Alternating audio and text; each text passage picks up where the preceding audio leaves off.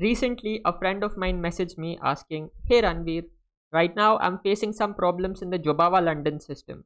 Any ways to counter it with the black pieces?" So I thought, why not make a video on it? There's a very simple idea I'm going to show you right now. It has been used by two very strong players, two of the strongest chess players of the modern era, Magnus Carlsen and Hikaru Nakamura. I'm going to show you their games, and with it you'll learn how to counter this opening in a very simple fashion. It is very effective in rapid and blitz format. So without wasting any further time, let's dive right into the games. The first game I'm going to show you is played by Magnus Carlsen. He's playing with the black pieces, and we get this Jobava London after bishop f4. Now before I show you the idea for black, the main counter for black, you need to understand what is white's main idea in this position. So the main idea for white here is, at some point whenever black plays, let's say c5, white will go this, and let's say if black just develops his knight normally, he's going to get a very bad position after knight b5, because this knight is landing on c7 and there's no good way to prevent it. Okay, so this is one of white's ideas. Now that we understand white's idea is to put the knight here, there's a very simple way to counter it. After bishop f4, what I recommend you do is just play the move a6, and after this just continue to develop your pieces normally. This will be a very simple strategy to remember, especially in faster time controls, and we'll see how Magnus plays in this position. So after a6 here, his opponent goes e3, and now Carlsen plays b5, and look at how normally he tries to develop his pieces. c5 attacking here, development, captures, one knight comes to d4, Carlsen continues to develop, the knights get traded off, the other knight comes to d4, and the bishop drops back.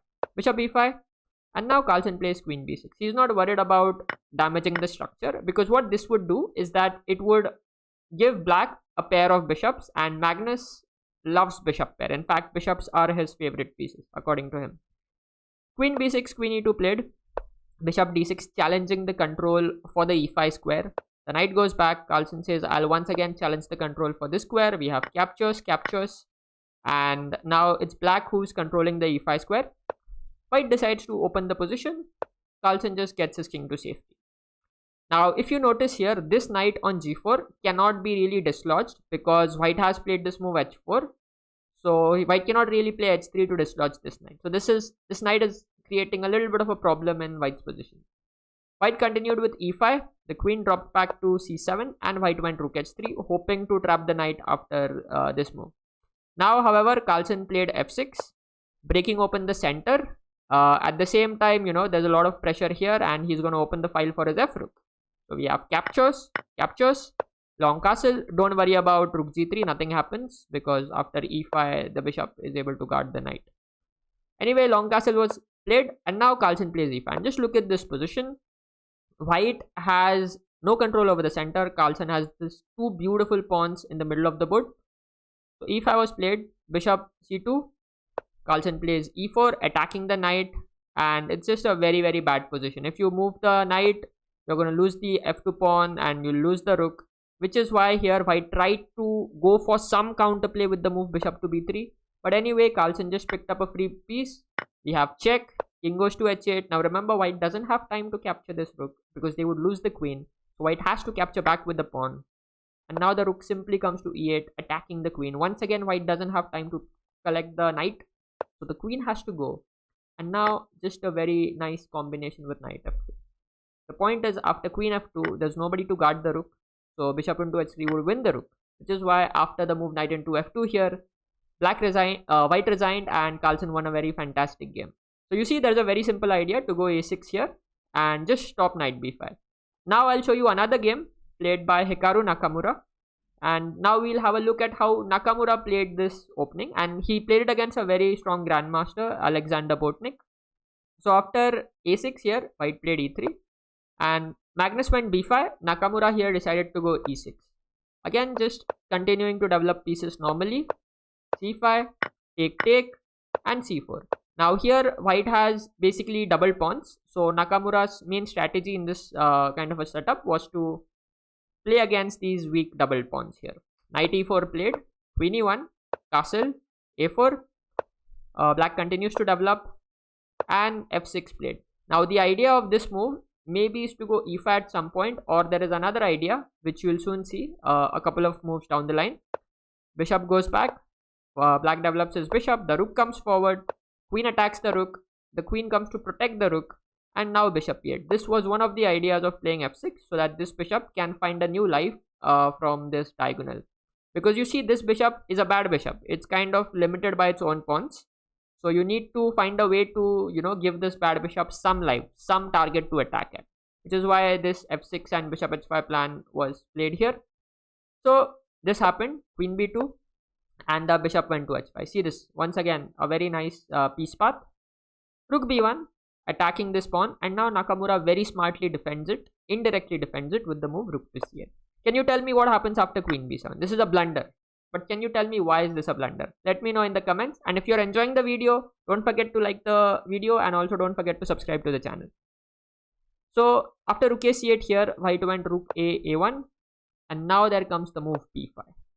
Once again, if you take, there is take, which is what happened in the game.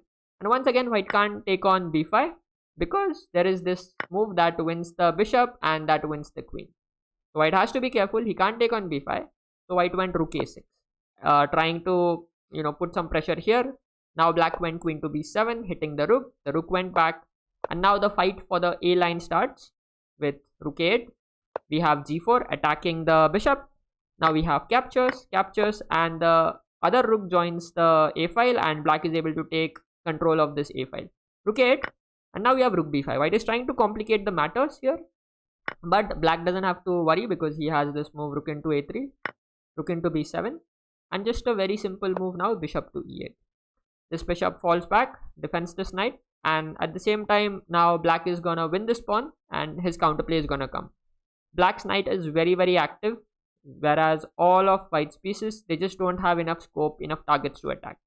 White continued g5, hoping to open up the position on the king side. Now we have knight c3, take, white, black takes.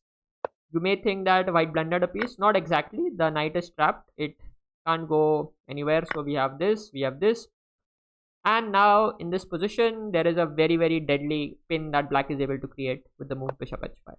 This is like this is known as a killer pin, by the way. The knight is completely paralyzed, it cannot move, and at the same time the king can't move, because if the king moves the knight will be lost. So it's a pin that is almost impossible for white to come out of. Rook b6 attacking the knight, and now a very fantastic combination found by Nakamura here. Can you find it? So black plays knight into d4, check, and he's able to win, collect the knight, and he's also able to win a pawn importantly. At the same time, there's a lot of threats here, so the king has to run back.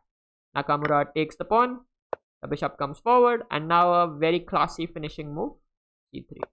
Just stopping the king from running here. This bishop guards the e2 square, and on the next move the rook is going to come here and do a checkmate, which is why in this position white resigned and Nakamura won a very beautiful game.